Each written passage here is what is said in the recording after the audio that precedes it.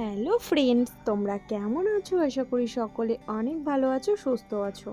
আমিও ভালো আছি, সেই জন্য কিন্তু আবারও আর একটা নতুন ভিডিও নিয়ে তোমাদের সামনে চলে এলাম।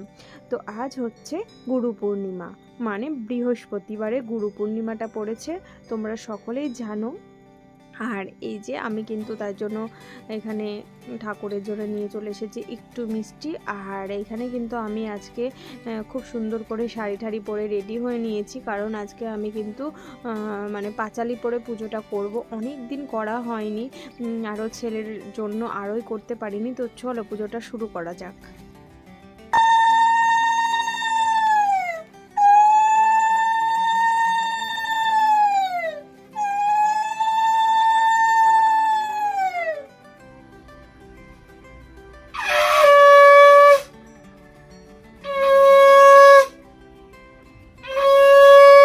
দিতে আমার খুবই ভালো লাগে, কিন্তু সময়ের অভাবে সেটা হয়ে ওঠে না। যাই হোক, আমি কিন্তু আজকে পাঁচালি পরবো, তোমরা অবশ্যই মন দিয়ে শোনো, অবশ্যই ভালো হবে তোমাদেরও। দোল পূর্ণিমার নিশি নির্মল আকাশ, মন্দ মন্দ বইতেছে মলয় বাতাস। লক্ষ্মী দেবী কি কারণে আজি হেতা লক্ষ্মী জিজ্ঞাসিলা, পদনতি পুনরায় ঋষি নিবেদিলা।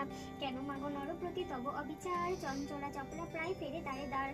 ক্ষণকাল তরে তব নাহি কথা স্থিতি, সেই হেতু নর নারী ভোগ এ দুর্গতি। সত্যি বলতে, যেদিন পাঁচালি পড়ি আমি আর মা লক্ষ্মীকে একটু পুজো দিই, সেদিন মনটা যেন একদম আনন্দে ভরে যায়। সত্যি এত সুন্দর লাগে, তোমাদের কি বলবো, সারাটা দিন যেন একদম অন্যরকম লাগে।